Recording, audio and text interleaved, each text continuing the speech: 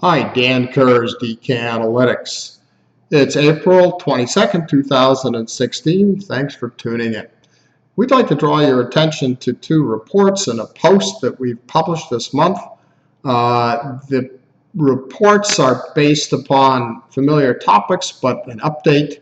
It's our Main Street agenda with Wall Street experience and knowledge that we think you'll find of interest. It's the proposition and how to go forward, given the fact that they're doubling down, the powers that be, upon our less than equitable and actually upside down system in terms of any kind of normalcy in finance or economic policies. They're the hands of Keynes and the money printers are tied together, and the toxic brew, the toxic stew that has resulted is pretty bad. It not only has pushed up asset values, stocks and bonds to nosebleed levels, including in essence government bonds that are the equivalent or would be of junk bonds if they were in a private sector. Consider the fact that the U.S. government's debt, the operations-based debt, is a 19.2 trillion. That's about 6 times tax receipts. No person looking for a loan could get one if he's told a bank that he has debt that's the equivalent of 6 times of his income. And the same holds true for a nation, which brings us to the big risks that the bondholders shoulder in today's environment. Because in essence, we have rising solvency risks, rising monetary inflation risks, rising misallocation risks as the government captures a large portion of the resources available to the economy and sustains deficitary operations. There are a lot of misallocations that result. That's not a good thing for free market capitalism. It's not a good thing for efficiency, for productivity. And it's certainly, given the absolute mind-bending regulatory in essence, the regulatory environment, the tax environment, the fiscal environment, the monetary environment, the tax environment, all are not helping to float the free market economy's boat, which is at the same time, that injury to insult, being priced in a world at levels that you'd think that there was blue skies in terms of growth, in terms of solvency, in terms of productivity.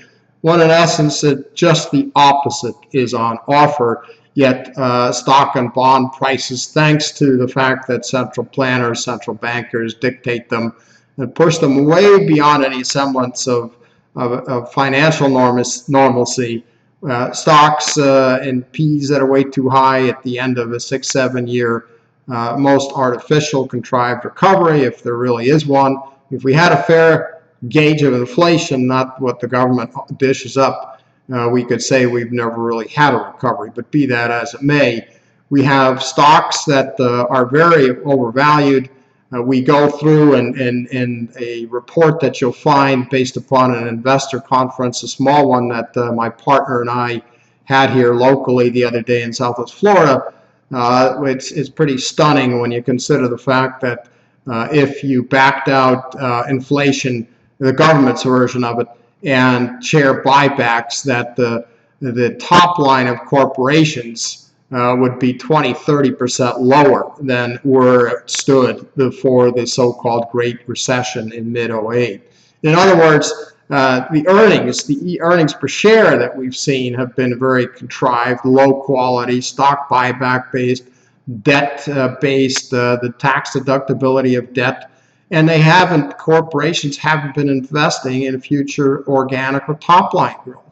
And at the same time, the government gets deeper and deeper into debt, and that doesn't work forever. We all know that. So the paper that people are holding, whether they're stocks or bonds, is increasingly suspect from a valuation perspective, from a growth perspective, from a solvency perspective, and obviously from a yield perspective, whether it's a bond yield or an earnings yield. And they have not taken the business cycle out of commission. It's still with us, and we're getting into the teeth of it.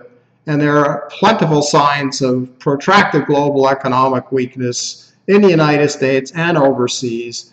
And that's the big disconnect. That's what we go through in a couple of our reports. And this is, we have a post, for example, on the pension underfunding juxtaposed against ZIRP and NIRP, negative interest rate policies, and these money printing, bond buying induced mountains of debt.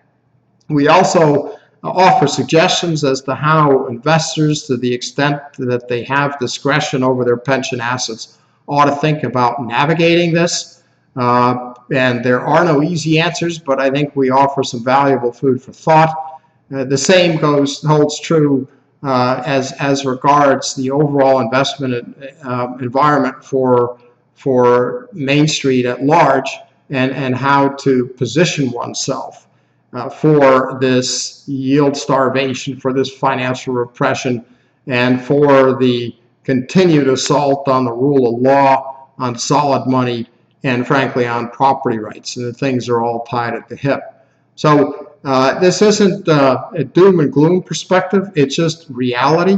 It's what you won't hear from Wall Street or the talking heads at CNBC or Bloomberg or the Wall Street Journal for the most part. But we want to bring it because investors should look at this not as cheerleaders or pom-pom girls, but they should look at this as very serious business where the capital they have invested is not only underachieving in terms of yields or capital gains potential from elevated stock prices with artificial earnings right before a major correction, right before a recession, but they also need to take in the fact that the bonds they hold are not as money good as they used to be, even if they're AAA rated. In fact, most government bonds, if they were private enterprises, would be labeled absolute junk, yet junk without yields. So therein lies the double jeopardy, therein lies the risk, therein lies allocation opportunities. You're going to probably say, well, what else can I do? Where else can I go?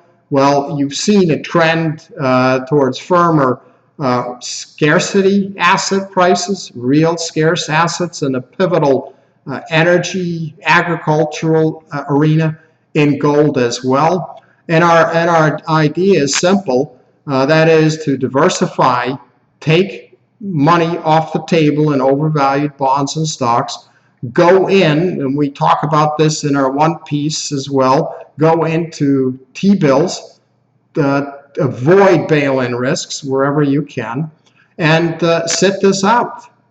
Remember, an asset, you purchase something at 100, it goes up 50 and it comes down 50, you're not back at even, you're at 75 and you got to earn 33% just to get back to square one.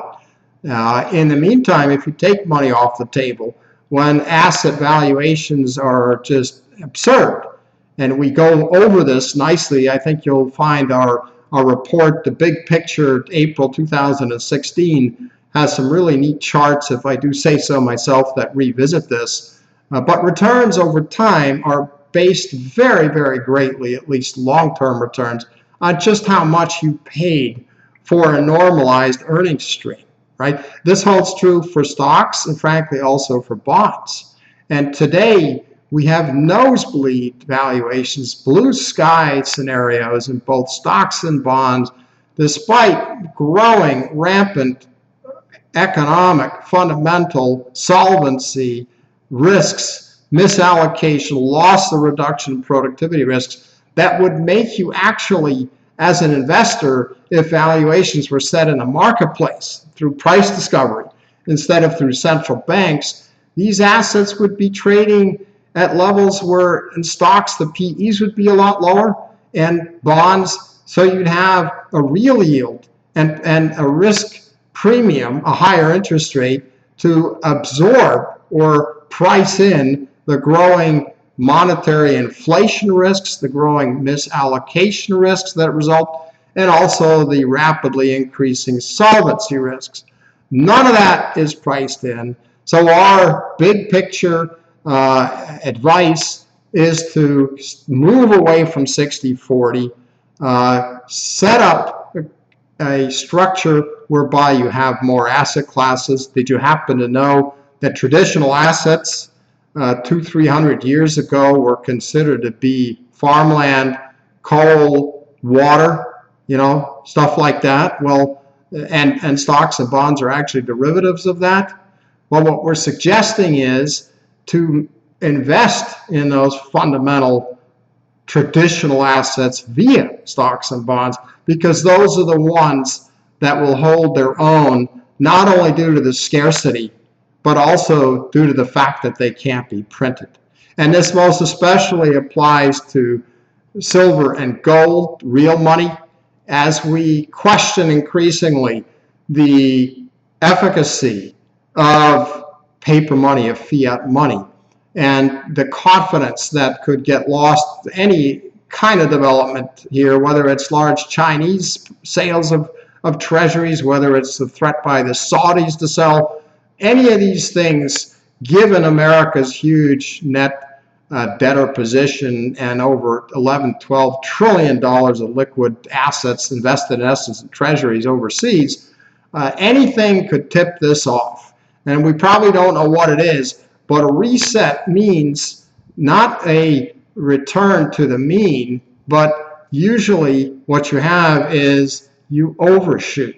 So there isn't regression to the mean, there's a regression beyond the mean, meaning just as we now have bubble prices, insanity, negative interest rates, perversions, and absolutely uncontested situation in terms of historical precedent, that will at some point fold and the day is closer, but you have to protect yourself, you have to position yourself before it's midnight, before confidence is lost.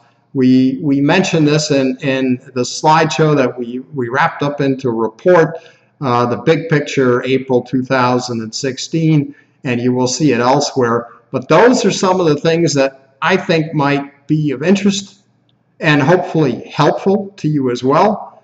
I'm going to sign off for now. I thank you for listening, and we welcome constructive criticism and feedback. Thanks a lot for tuning in. Bye-bye.